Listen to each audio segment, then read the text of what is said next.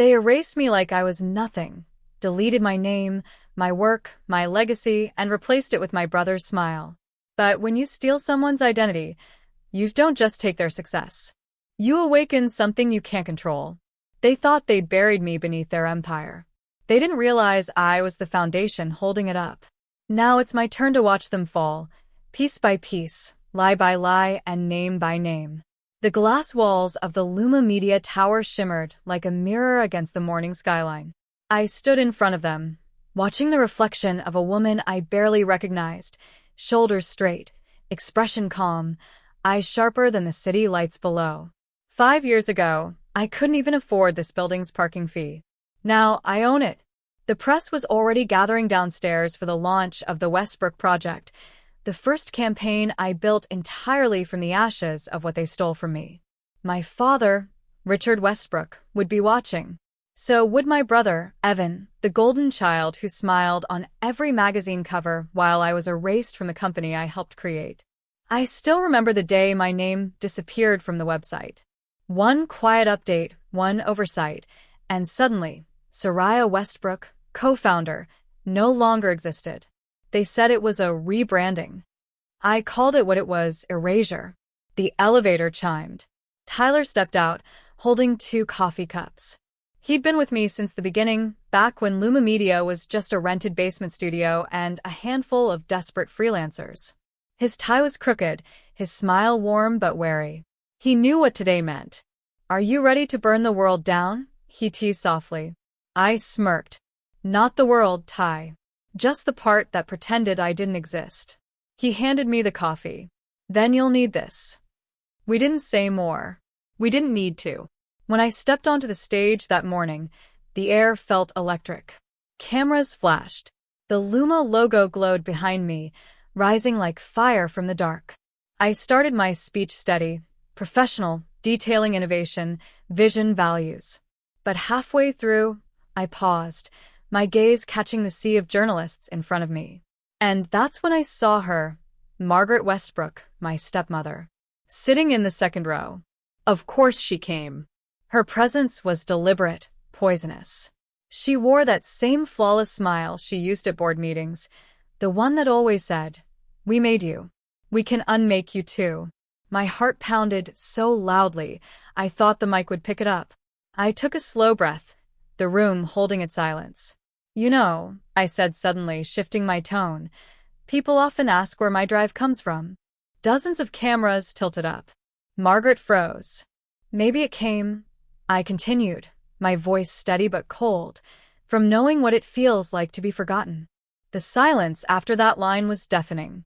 I let it hang, let every camera, every pair of eyes feel it. Then I smiled. Luma Media is built on one promise: no one here will ever be erased. When the event ended, I barely made it backstage before Tyler caught up to me. His eyes were wide, a mix of awe and alarm. "Do you have any idea what you just did?" he whispered. "Yeah," I said, adjusting my blazer. "I started a war." He wasn't wrong. Within an hour, every major business outlet had clipped my quote. "Forgotten heiress fires back. Daughter of media mogul breaks silence. Sariah Westbrook declares war on her family." By nightfall, the story was everywhere. And so was I. That night, I sat alone in my office, lights dimmed, the city glowing below me. My phone buzzed nonstop. Messages from investors, reporters, even old colleagues from Westbrook Media. But one call made me freeze. "Dad." For a moment, I just stared at his name on the screen. The man who taught me how to negotiate, how to read people, how to win. The man who'd also taught me what betrayal feels like. I let it ring out. Then, almost against my better judgment, I hit redial. "Hello." His voice was gravel, cold, authoritative. "Hi, Dad." "Don't hi, Dad me," he snapped. "What the hell do you think you're doing? Publicly humiliating your own family." A bitter laugh escaped my throat. "You mean the family that erased me? You chose to leave." "No, Evan chose to take what I built," I said quietly. "You just watched." There was a pause, long enough for me to hear him breathing. "You think one speech changes anything? You're still nobody compared to this family." I felt something break inside me then, but not in a fragile way. It was like glass cracking into a new shape. "You're right," I said calmly. "I'm not part of this family anymore." And I hung up. The next morning, chaos had begun. Reporters camped outside the Westbrook building, demanding statements. Luma's stock, previously modest, skyrocketed from the publicity. My inbox is flooded with partnership offers. But beneath the thrill was something colder. I started receiving anonymous emails, untraceable addresses, cryptic messages. One simply read, "Careful who you call forgotten. Some things are buried for a reason." Tyler told me to ignore them, but I couldn't shake the unease. Because buried things were exactly what I'd started to dig up. Weeks passed, and the media storm only grew. Luma Media was becoming a threat fast. I poured myself into the work, barely sleeping. But success didn't silence the ghosts. It amplified them. One evening, as I reviewed campaign footage, I noticed something strange. A file labeled Reclaim had appeared in our shared drive. No one claimed responsibility for uploading it. When I opened it, my blood ran cold. It was a folder full of old footage, security camera videos, old pitch recordings, boardroom meetings from Westbrook Media. Clips of me, sitting beside Evan, pitching the very ideas that launched his career.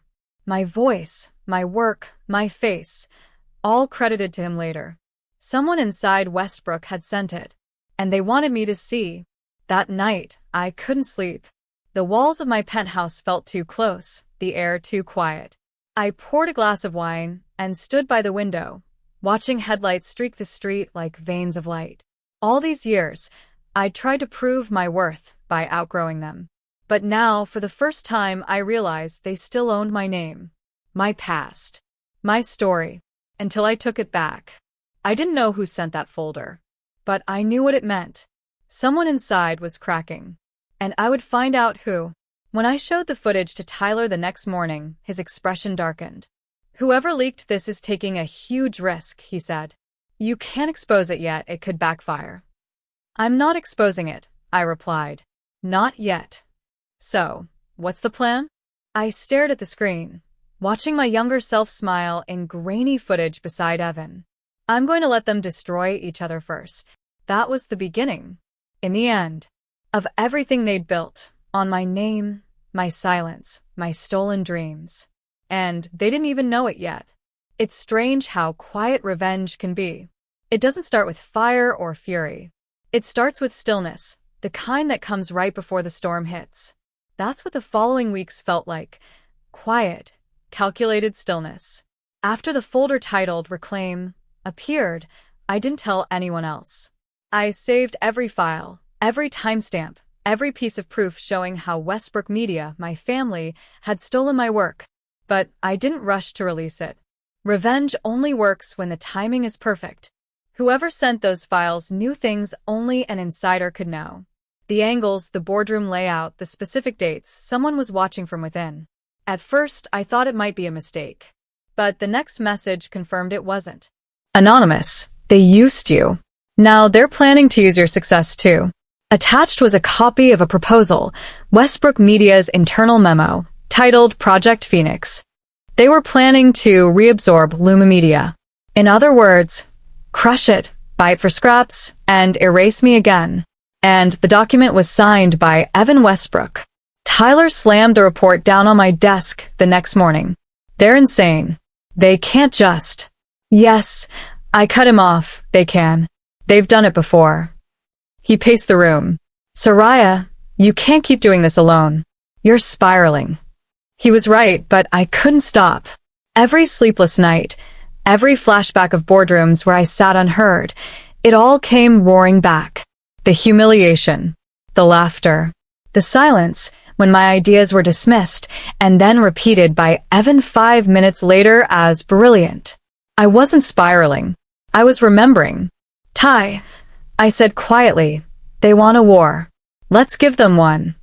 We started by feeding them exactly what they wanted.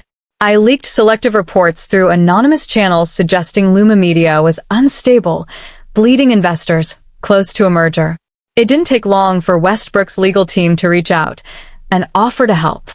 Evan himself called 2 days later. His voice hadn't changed. Smooth. Charming. Always pretending to care. Sariah, he said, it's been a while. You're doing great work, sis. Maybe it's time to put the past behind us. I smiled, not that he could see. Behind us? Or under you again? A pause. Come on, don't be like that. We both know this industry is better united. You and me. Imagine the headlines. I imagine them, and smiled wider. I'll think about it. For the next week, I let them believe I was considering it. I played the part perfectly, sending vague responses, taking calls, letting them invite me to a strategic dinner. When I walked into that restaurant, the same one my father used to take us to after-board meetings, everything smelled like history. Evan was already there, grinning, the picture of charm. Margaret sat beside him, her red lips curved into something sharp. Sariah, she purred. You look prosperous. Margaret, I replied softly. You look threatened. Her smile faltered. Evan cleared his throat. We came to make peace. Peace, I repeated, swirling my drink. Or acquisition? He hesitated just a blink, but I caught it. I know about Project Phoenix, I said flatly. The color drained from his face. Margaret leaned forward, voice dripping with sugar. You don't understand how this works. Business is survival. We offered you a way back. Take it. I set my glass down slowly. You erased me once. You don't get to rewrite me again. And I left. 2 nights later, I dropped the bomb. At exactly midnight, I scheduled the release of the reclaimed footage. All of it. Every meeting, every clip, every timestamp. But I didn't upload it directly. I sent it to the press anonymously. By morning, headlines were everywhere. Westbrook Media stole from their own. The forgotten founder speaks through the footage. Family empire exposed. The internet tore them apart. Sponsors dropped out. Board members resigned. Evan went silent. My father, always the image of control, was caught on video berating an intern, claiming my daughter's nothing without my name. Except now, that name was worth nothing without me. I expected anger, retaliation. But what came instead was something else, silence. The kind that hums beneath your skin. For days, neither my father nor Evan contacted me. But I knew they were planning something. People like them don't disappear, they regroup. Then came the invitation. A private meeting. My father's office. No press. No cameras. Just family. Tyler begged me not to go. It's a trap, he said. They'll twist it somehow. I know, I replied. That's why I'm going. The Westbrook building looked different this time. Smaller, somehow. Or maybe I'd grown. When I stepped into my father's office, Evan was already there, standing by the window, hands in his pockets, expression tight. My father sat behind his massive oak desk, the city burning gold behind him. Close the door, he said. I did. Do you have any idea what you've done? His voice was low, dangerous. Set the record straight? I answered. You humiliated this family. This family humiliated itself, I snapped. You built an empire on my work. You buried my name like a secret you hoped no one would dig up. Evan turned sharply. You could have talked to us. We could have fixed this quietly. I met his eyes. You mean to control it quietly? For the first time, my father looked tired. Not angry, not cold, just old. You always had talent, Sariah, he said softly. But you lack loyalty. I took a breath, steadying my voice. Loyalty isn't obedience, Dad. You taught me to win. I just learned to do it without needing your permission. He looked away. The silence stretched. Finally, I slid a folder across the desk. Inside were the original patents, designs, and registered copyrights of Luma Media, all in my name. This, I said, isn't revenge. It's restitution. Then I turned to leave. As I reached the door, my father said something so faint I almost missed it. You sound just like me. I stopped, just for a second, then walked out without looking back. The following weeks were chaotic. Westbrook Media began to crumble, lawsuits, audits, leaked scandals. Evan vanished from the spotlight. Margaret resigned for health reasons. And me? I didn't celebrate. I didn't even smile. Because victory, I learned, doesn't always feel good. It feels quiet, like the silence after a storm that's finally passed. One night, Tyler came to my office holding a folder. "You did it," he said softly. "They can't touch you anymore." I looked out the window at the city that had once ignored me. "They never could," I whispered. "They just made me forget that." A few days later, a letter arrived at my apartment, handwritten, sealed in black. No return address, just my name on the front. Inside was a single sheet of paper, in my father's unmistakable handwriting. "You were right. Loyalty isn't obedience, but power without mercy turns you into me. Don't let that happen." For the first time in years, I cried, not out of pain but release. Because maybe, just maybe, he finally saw me. Months passed. Luma Media thrived. We expanded internationally. But I stopped chasing headlines. I didn't need validation anymore. One evening, I returned to that same glass wall, the one that reflected the city skyline and a woman I once didn't recognize. This time, I saw her clearly. Not the forgotten heiress. Not the vengeful daughter. Just Sariah Westbrook, the woman who rebuilt her name, her company, and her silence into power. As the lights of the city blinked below, Tyler appeared in the reflection behind me. "You okay?" he asked quietly. I smiled faintly. "Yeah, I think I finally am." He nodded, then added, "You know, they'll probably make a movie about this one day." I laughed softly. "Let them. But they better get my name right."